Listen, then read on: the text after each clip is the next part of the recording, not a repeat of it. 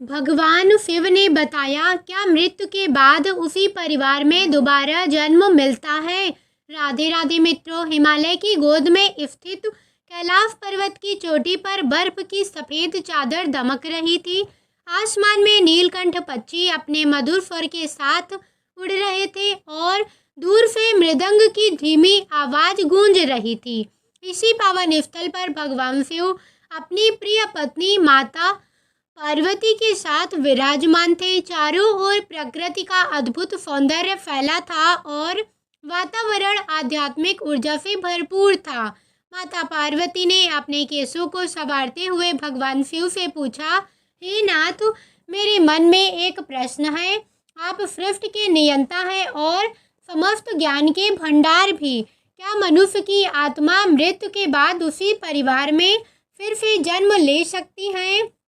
तब भगवान शिव ने अपनी गहरी और गंभीर आवाज में उत्तर दिया, हे गिरिजा, यह एक गहरा और महत्वपूर्ण प्रश्न है।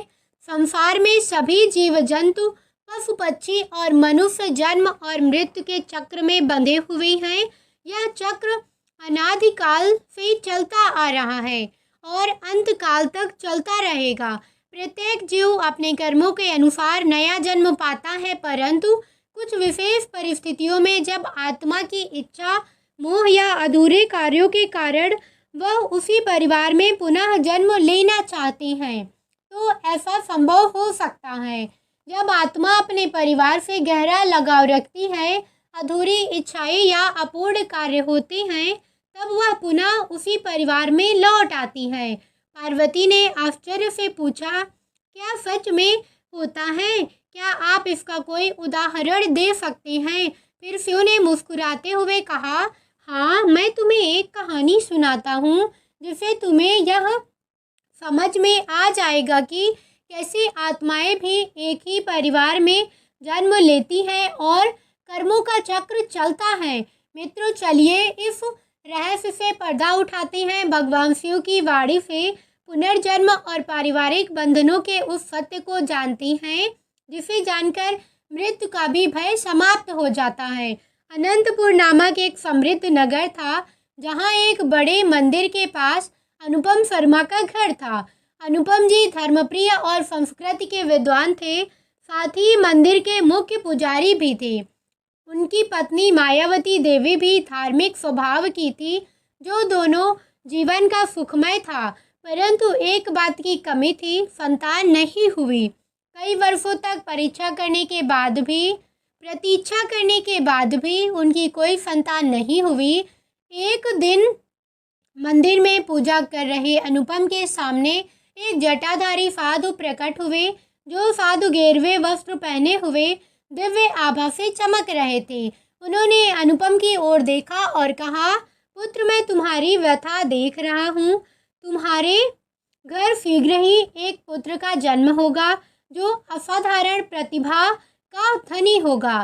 परंतु याद रखना, हर वरदान के साथ परीक्षा भी आती है। फिर अनुपम ने सिर झुकाकर साधु के चरण स्पर्श किए और कहा, महाराज, आपकी कृपा अपार है, मैं आपके वचन मानूंगा। साधु ने कहा, फिर कहा, तुम्हारे पूर्व जन्म में तुमने एक गरीब परिवार से उधार लिया था, जिसका कर्ज अभी बाकी है।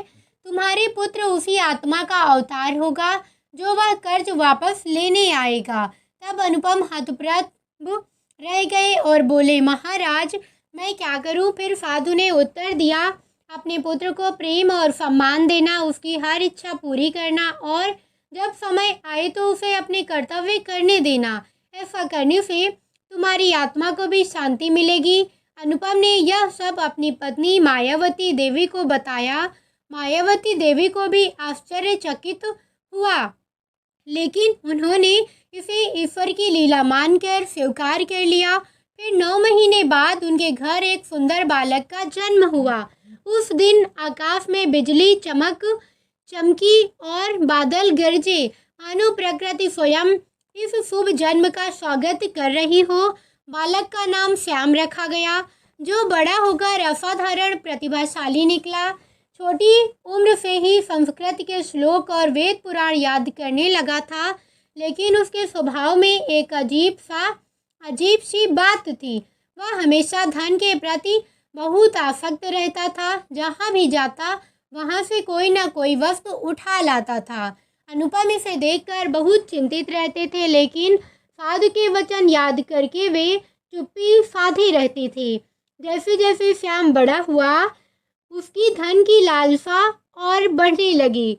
अब वह चोरी छिपे धन इकट्ठा करता और कहीं छिपा कर रखता था। मित्रों, एक दिन अनुपम ने उसे सीधे पूछा, बेटा यह क्या कर रहे हो? तुम हमारे परिवार में कभी किसी ने चोरी नहीं की। तब श्याम क्रोध से बोला, पिताजी आप यह नहीं समझ सकते। जो कुछ भी मुझे मिल रहा है वह मेरा ही है। पिछली जिंदगियों में आपने मेरे परिवार से बहुत धन लिया था जो कभी नहीं लौटाया। आज मैं वह कर्ज वसूल रहा हूँ। तब अनुपम स्तब्ध रह गए। उन्हें साधु के वचन याद आ गए। अनुपम ने शांति से कहा, बेटा तुम्हारी बात सच नहीं है। मेरे पास जो कुछ है वह सब कुछ तुम्हारा ही है, लेकिन इस तरह चोरी छिपे नहीं, खुलकर ले लो। श्याम की आंखों में आंसू आ गए। उसने कहा, पिताजी मैंने आपको कभी नहीं समझा। पिछले जन्म में मेरा परिवार गरीब किसान था। आपने हमसे धान खरीदा था, लेकिन पैसे कभी नहीं दिए। उस कर्ज की वजह से हमारे परिवार को भूखे सोना पड़ा और आखिरकार हमारी ज़मीन भी चली गई। मैं मरते समय आपसे बदला लेने की इच्छा लेकर गया था, इसलिए आपके पुत्र के रूप में जन्मा हूँ। फिर अनुपम फूट फूट कर रोने लगे। बोले, बेटा मुझे क्षमा कर दो। मैंने अनजाने में जो अन्याय किया उसके लिए प्रायश्चित करना चाहता हूँ। उस दिन अनुपम अपनी सारी संपत्ति का एक बड़ा हिस्सा दान कर दिया। उन्होंने श्याम से वादा किया कि वे अपने बाकी जीवन में गरीबों की सेवा करेंगे। मित्रों, श्याम भी बदल गया। उसका क्रोध और बदले की भावना धीरे धीरे शांत हो गई। उसने कहा, पिताजी आपके इस सच्चे प्रायश्चित ने मेरी आत्मा को शांति दी है। अब मैं आपके साथ समाज सेवा में अपना जीवन समर्पित करूंगा। वर्ष बीतते गए। फिर श्याम ने अपने पिता की तरह सेवा शुरू की और संस्कृति का शिक्षक बन गया। वह विद्वानों की सभा में सम्मानित होता था, लेकिन एक दिन एक भयानक महामारी फैली और श्याम उस बीमारी की चपेट में आ गया। मृत्यु शैया पर लेटे हुए श्याम अपने पिता का हाथ पकड़कर कहा, पिताजी मैं जा रहा हूँ, लेकिन एक वादा करता हूँ, मैं फिर लौटूंगा इसी परिवार में। आपके अधूरे कार्यों को पूरा करने के लिए गरीबी और ज़रूरतमंदों की सेवा का संकल्प जो हमने लिया था उसे पूरा करूँगा। फिर श्याम की आंखें हमेशा के लिए बंद हो गईं। अनुपम और मायावती देवी शोक में डूब गए, लेकिन पुत्र के अंतिम वचनों ने उन्हें एक नई आशा दी। दोस्तों, श्याम के अनुपम और मायावती देवी का जीवन एकाकी हो गया। उनका बाकी जीवन मंदिर की सेवा और समाज कल्याण में बीता। अनुपम ने अपनी संपत्ति से एक धर्मशाला बनवाई, जहां गरीब यात्री निःशुल्क रह सकते थे और भोजन कर सकते थे। मायावती देवी ने एक और पाठशाला खोली, जहां निःशुल्क शिक्षा दी जाती थी। समय बीतता गया। जो अनुपम और मायावती देवी भी वृद्ध हो गए। अब उनकी देखभाल करने वाला कोई नहीं था। उसी समय अनुपम के छोटे भाई बलदेव का परिवार अनंतपुर आ बसा। बलदेव कई वर्षों से दूसरे शहर में रहते थे, लेकिन अब वे अपने बड़े भाई की सेवा के लिए लौट आए थे। बलदेव के पुत्र मनोहर की शादी हाल ही में हुई थी। उनकी पत्नी सुमित्रा ने अनुपम और मायावती देवी की सेवा का बीड़ा उठा लिया। सुमित्रा बहुत धर्मप्रिय और नेकदिल महिला थी, जो वह रोज मंदिर जाती और गरीबों को देती, बुजुर्गों की सेवा करती। अनुपम और मायावती देवी उससे बहुत प्रसन्न थे। एक दिन सुमित्रा ने कहा, बाबा जी मुझे एक अजीब सपना आता है। मैं एक ऐसे लड़के को देखती हूँ जो कहता है कि वह जल्द ही मेरे घर आएगा। वह लड़का बहुत परिचित लगता है, जैसे मैं उसे पहले देख चुकी हूँ। अनुपम ने उसकी ओर देखा और पूछा, बेटी, क्या तुम उस लड़के का चेहरा बता सकती हो? तब सुमित्रा ने थोड़ा सोचकर कहा, हाँ बाबा जी, वह दिखने में आपके जैसा ही है, लेकिन जवान है। उसकी आंखें गहरी और माथे पर तिलक है। अनुपम की आंखें चमक उठी और उसने कहा, यह श्याम ही होगा, मेरा पुत्र, जिसने वादा किया था कि वह लौटेगा। फिर कुछ महीनों बाद सुमित्रा गर्भवती हुई। अनुपम और मायावती उसकी देखभाल करते रहे। 9 महीने बाद एक स्वस्थ बालक का जन्म हुआ, जिससे बच्चे को देखते ही अनुपम चौंक उठे। वह बिल्कुल श्याम जैसा दिखता था। उन्होंने आंखें बंद करके भगवान शिव का स्मरण किया और धन्यवाद दिया। बच्चे का नाम गोलू रखा गया।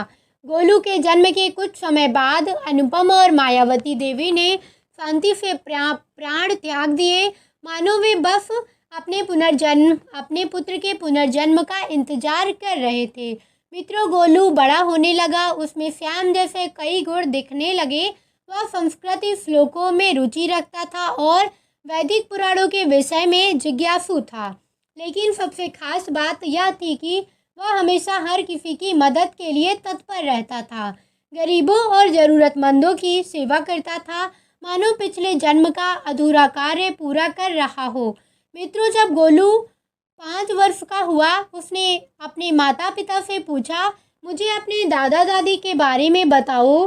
अनुपम के भाई ने बताया, तुम्हारे दादा दादी तो तुम्हारे जन्म के कुछ समय बाद स्वर्ग सिधार गए थे। एक अजीब बात कही नहीं पिताजी, मैं उन दादा दादी की बात कर रहा हूँ जिन्होंने मुझे मेरे पिछले जन्म में जन्म दिया था।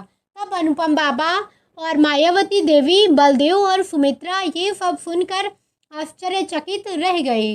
गोलू ने बताया, मैं पहले उनका बेटा था श्याम। मैंने वादा किया था कि मैं वापस आऊँगा और उनका अधूरा कार्य पूरा करूँगा। गरीबों की सेवा का काम अधूरा रह गया था। यह बलदेव और सुमित्रा को अब समझ में आ गया कि यह कोई सामान्य बात नहीं थी। उन्होंने गांव के बुजुर्गों से बात की, जिन्होंने श्याम के बारे में सब कुछ बताया। गोलू बड़ा होकर एक महान समाज सेवक बना। उसने अपने दादा दादी द्वारा शुरू की गई धर्मशाला और पाठशाला को और भी बढ़ाया। एक अस्पताल भी बनवाया जहां गरीबों का मुफ्त इलाज होता था, जिससे लोग उसे गोलू बाबा कहने लगे। लेकिन गोलू के जीवन में सुख शांति नहीं थी। उसने कभी विवाह नहीं किया क्योंकि वह पूरी तरह समाज सेवा में समर्पित था। वह अक्सर कहता, मैं यहाँ किसी खास काम के लिए आया हूँ, उसे पूरा करके ही जाऊँगा। मित्रों, समय बीतता गया और गोलू बूढ़ा हो गया। एक दिन उसे अपने अंत का आभास हुआ। उसने माता पिता को बुलाकर कहा, मैं फिर जा रहा हूँ, लेकिन मेरा काम अधूरा है। मैंने जो समाज सेवा का कार्य शुरू किया है, उसे आगे बढ़ाना है। मैं फिर आऊँगा इसी परिवार में अपना काम पूरा करने के लिए। फिर गोलू की आंखें हमेशा के लिए बंद हो गई। गोलू के देहांत के बाद उसकी स्थापित संस्थाओं का संचालन बलदेव और सुमित्रा ने संभाला, लेकिन वे भी अब बूढ़े हो चुके थे। उनका पुत्र मनोहर और बहू अमृता इस कार्य में उनकी मदद करने लगे। अमृता को बचपन से ही आध्यात्मिक झुकाव था। वह नियमित रूप से शिव पार्वती के मंदिर जाती और रोज ध्यान करती। एक दिन ध्यान करते समय उसे एक अलौकिक अनुभव हुआ। उसने देखा कि उसके सामने एक दिव्य प्रकाश प्रकट हुआ, जिसमें एक साधु का रूप था। साधु ने कहा, तुम्हारे गर्भ से एक महान आत्मा का जन्म होगा, जो इस परिवार का कर्ज चुकाएगी और मोक्ष प्राप्त करेगी। अमृता यह अनुभव अपने परिवार को बताया। बलदेव और सुमित्रा को तुरंत समझ आ गया कि यह गोलू का पुनर्जन्म होगा। मित्रों, अमृता ने 9 महीने बाद एक सुंदर कन्या को जन्म दिया। जब बच्ची का जन्म हुआ, आकाश में इंद्रधनुष छा गया और वातावरण में दिव्य संगीत गूंज उठा। फिर बच्ची का नाम प्रियंका रखा गया। मित्रों, जैसे जैसे प्रियंका बड़ी हुई, उसमें अद्भुत क्षमताएं दिखने लगी। 3 साल की उम्र में वह संस्कृत बोलने लगी और 5 साल की उम्र तक उसे भगवत गीता के कई अध्याय याद हो गए। मित्रों, लेकिन सबसे आश्चर्यचकित बात यह थी कि वह अपने पिछले जन्मों के बारे में साफ साफ बता सकती थी। एक दिन प्रियंका ने अपनी दादी से कहा, दादी माँ, मैं पहले गोलू थी और उससे पहले श्याम। मैंने 2 बार वादा किया था कि मैं लौटूंगी और अपना काम पूरा करूंगी। अब मैं अंतिम बार आई हूँ। अपने कार्य को पूरा करने के लिए अमृता की आंखों में आंसू आ गए। सुमित्रा जानती थी कि उसकी पोती कोई साधारण बालिका नहीं है। प्रियंका बड़ी होकर एक महान योगिनी बनी। उसने अपने पूर्वजों द्वारा शुरू किए गए समाज सेवा के कार्यों को न केवल जारी रखा बल्कि नई ऊंचाइयों तक पहुंचाया। उसने एक विश्वविद्यालय की स्थापना की जहां आध्यात्मिक शिक्षा के साथ साथ आधुनिक विज्ञान भी पढ़ाया जाता था। उसने एक बड़ा अस्पताल भी बनवाया जहां हजारों लोगों को निःशुल्क इलाज होता था। लोग उसे माँ प्रियंका कहने लगे। प्रियंका के प्रभाव से पूरा अनंतपुर बदल गया था। वहाँ कोई गरीब नहीं था, वहाँ कोई भूखा नहीं सोता था। सभी बच्चे पढ़ाई कर रहे थे और हर घर खुशहाल था। मित्रों, जब प्रियंका 60 वर्ष की हुई, उसने अपने शिष्यों को बुलाया और कहा, मेरा समय पूरा हो चुका है। मैंने अपने 3 जन्मों में शुरू किया था, वह अब पूरा हो चुका है। अब मैं मोक्ष के लिए जा रही हूँ, तुम इसे आगे बढ़ाना। मित्रों, उस रात प्रियंका ध्यान में बैठ गई। अचानक उनके शरीर से दिव्य प्रकाश निकला और आकाश में विलीन हो गया। उनके चेहरे पर मंद मुस्कान थी और उनका शरीर कमला आसन में स्थिर था। मित्रों, प्रियंका ने मोक्ष प्राप्त कर लिया था। मित्रों, भगवान शिव ने अपनी कथा समाप्त की और माता पार्वती की ओर देखा, जिससे पार्वती की आंखों में आंसू थे। पार्वती ने पूछा, हे नाथ, क्या यह कहानी सत्य है? फिर शिव ने कहा, हाँ देवी, यह सत्य है। यह दर्शाती है कि कैसे आत्माएं अपने कर्मों, वादों और अधूरे कार्यों के कारण एक ही परिवार में पुनर्जन्म लेती हैं।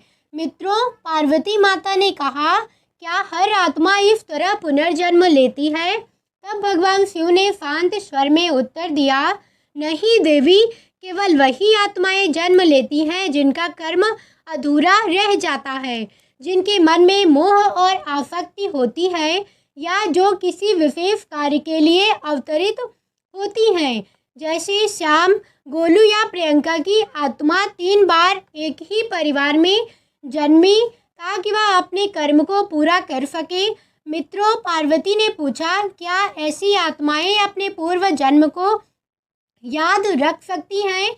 मित्रों, भगवान शिव ने कहा, हाँ देवी, जो आत्माएं विशेष उद्देश्य से जन्म लेती हैं वे अक्सर अपने पूर्व जन्म को याद रख सकती हैं। खासकर बचपन में जब बड़े होते जाते हैं तो स्मृतियाँ धूमिल हो जाती हैं, लेकिन जो आत्मा आध्यात्मिक रूप से जागृत होती है वह अपने पूर्व जन्मों को याद रख सकती है। फिर पार्वती ने गहरे विचार में पूछा, और फिर अंत में क्या हर आत्मा को मोक्ष मिलता है?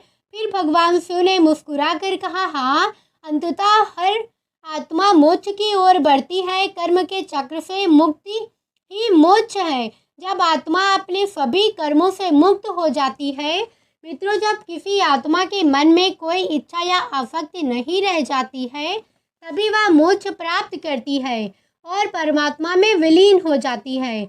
फिर माता पार्वती ने पूछा, क्या यह संभव है कि मोक्ष प्राप्ति करने के बाद भी कोई आत्मा पुनः फिर संसार में आ जाए? जब भगवान शिव ने उत्तर दिया, हाँ देवी, कुछ महान आत्माएं मोक्ष प्राप्ति के बाद भी अपनी इच्छा से भी संसार में अवतरित होती हैं ताकि वे संसार के कल्याण के लिए कार्य कर सकें। वे अवतारी आत्माएं अपने व्यक्तिगत कर्मों से नहीं बल्कि दूसरों के हित के लिए जन्म लेती हैं। मित्रों, पार्वती ने एक आखिरी सवाल किया, हे नाथ, क्या मनुष्य इस जन्म में ऐसा कोई कार्य कर सकता है जिससे वह अगले जन्म में भी याद रखा जाए? फिर भगवान शिव ने गंभीरता से कहा, हाँ देवी, मनुष्य अपने कर्मों से ही याद रखा जाता है। जो व्यक्ति दूसरों के लिए समर्पित होकर निस्वार्थ भाव से परोपकार करता है और समाज सेवा करता है, वह न केवल अपने कर्मों से मुक्ति पाता है बल्कि लोगों के दिलों में भी अमर हो जाता है। जैसे श्याम, गोलू और प्रियंका की आत्माएं अमर हो गई। और यदि अपने पूर्व जन्मों से मुक्ति पाना चाहते हैं तो उसे क्या करना चाहिए? तब शिव ने मुस्कुराते हुए कहा कि उसे अपने वर्तमान जन्म में निस्वार्थ भाव से सेवा करनी चाहिए और मन में मोह, माया, क्रोध और लोभ जैसे विकारों को दूर करना चाहिए। जो सच्चे प्रेम, करुणा के साथ जीवन जीता है उसे अंततः मोक्ष की प्राप्ति होती है। मित्रों, फिर पार्वती ने भक्ति भाव से शिव के चरणों में प्रणाम किया और कहा, हे नाथ, आपने इस ज्ञान से मेरे मन के सारे संदेह दूर कर दिए हैं। अब मैं समझ गई हूँ कि आत्माएं कैसे एक ही परिवार में पुनर्जन्म लेती हैं और कर्म का चक्र कैसे चलता है। भगवान शिव ने आशीर्वाद देकर कहा कि जो कोई भी यह कथा पढ़ेगा या सुनेगा उसके मन भी यह ज्ञान और सत्कर्म जागृत होगा और उसे भी मोक्ष की प्राप्ति होगी। दोस्तों, ऐसी वीडियो देखने के लिए वीडियो को लाइक, चैनल को सब्सक्राइब करके कमेंट में हरे कृष्णा लिखना।